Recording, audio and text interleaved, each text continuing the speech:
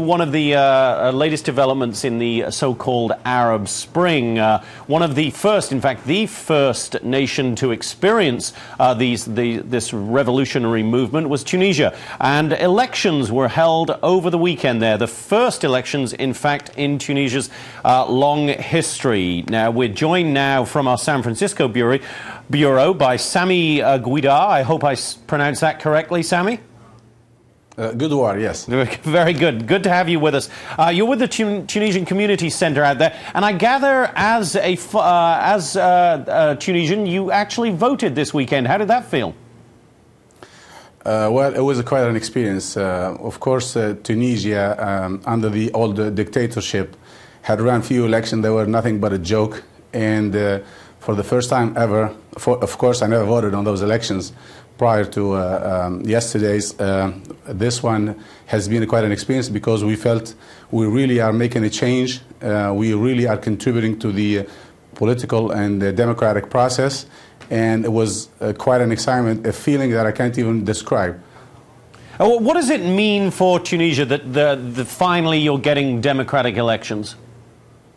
Well, it means that we are, it's the beginning or the birth of a new republic with the true meaning of the word, with the government that respects people's rights and human rights in general, and people's individual freedoms and liberty. And we were just talking here in the studio, Sami, about neighbouring Libya and the prospects for unity or division there in the wake of the ouster and death now of Colonel Gaddafi. What do you think the prospects in Tunisia are? Do you expect unity or do you expect more division? Of course, I do expect unity. I think every time you have an election such as the one, by the way, it was quite a success, and I was very impressed the way they have run the election, knowing that this is the very first time. And by the way, it has been run by an independent committee, so the government has nothing to do with it. So so far having seen the outcome, I think I'm very optimistic, and I think it's going to be unity.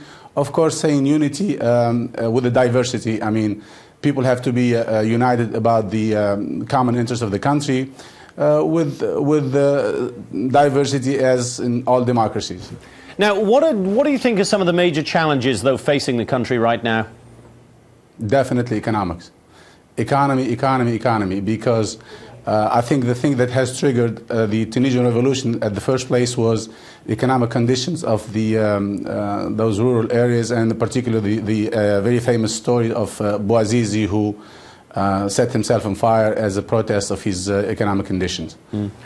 Now, do you believe that a new government will be able to handle that easily, or is there going to be a need for a lot of international help for Tunisia?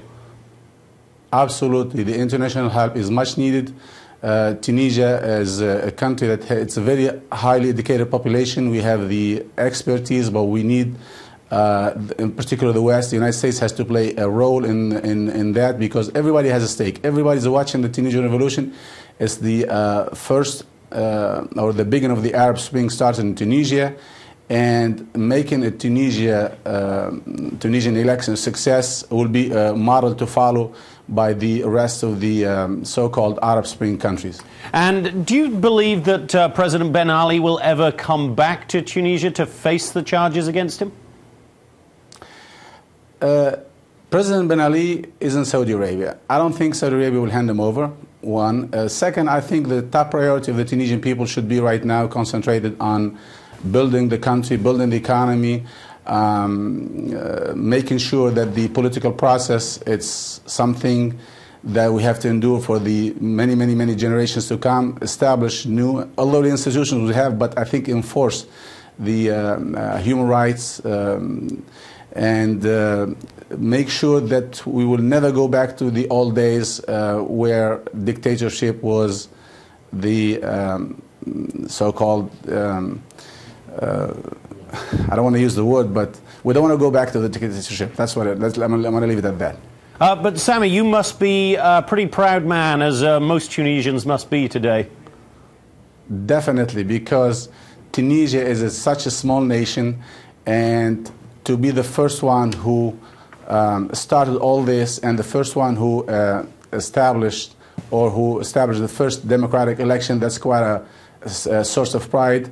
And I might add that everybody has a stake in making sure that the Tunisian revolution remains a good model, and the elections will be.